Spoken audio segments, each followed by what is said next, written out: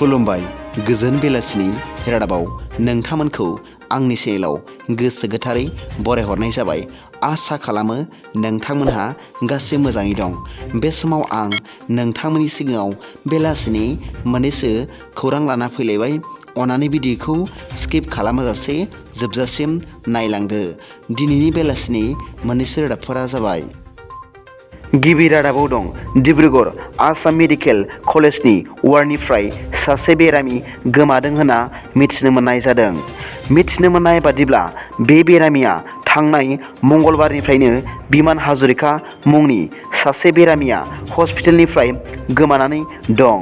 बे बिमान हाजरिका मुंनि बेरामिखौ 22 डिसेम्बरावनो हस्पिटालाव थिसननाय जादोंमोन होनना मिथिनो मोननाय जादों।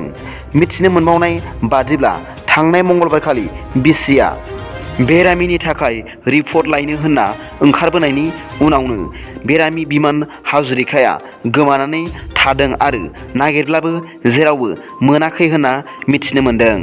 बे जाथायनि थाखाय पुलिसनोबो मिथिहोबाय होनना मिथिनो मोननाय जादों।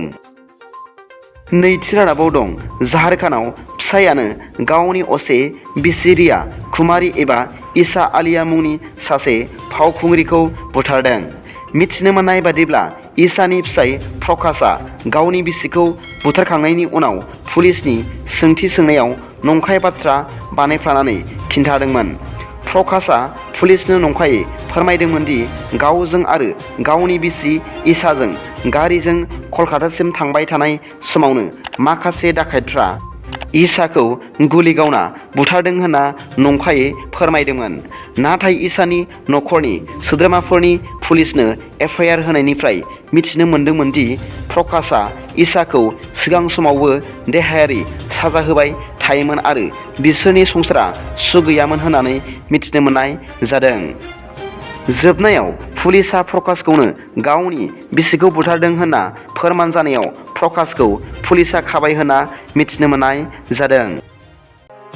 थामथि रादाबाव दं फिलिपाइन्सआव जुब जुब अखा हाबाय थानायनि जाउनाव आरो हा गिसिखाबाय थानायनि जाउनाव दासिम थैनाय सुबुंनि अनजिमाया 25 जन जाहैबाय होनना मिथिनो मोननाय जादों आरो 26 जन सुबुंफोरखौ नागिरनानै मोनाखै होनना मिथिनो मोन्दों।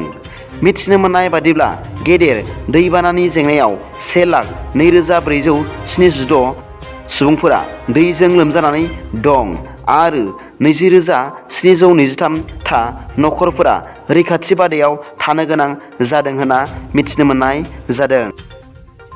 ब्रैथि रादाबाव दं बाक्सा जिल्लानि बरमा एचएस फिल्डआव जानाय 2022 मायथाइनि बिसानि ब्रैथि बान्था राननाय हाबाफारियाव 2022 इं मायथाइनि साबसिन फावखुंगुरनि बान्थाखौ बर'नि मुंदांखा फावखुंगुर मानाव गेदेर सोरां नार्जारिया मोननो हाबाय होनना मिथिनो मोननाय जादों।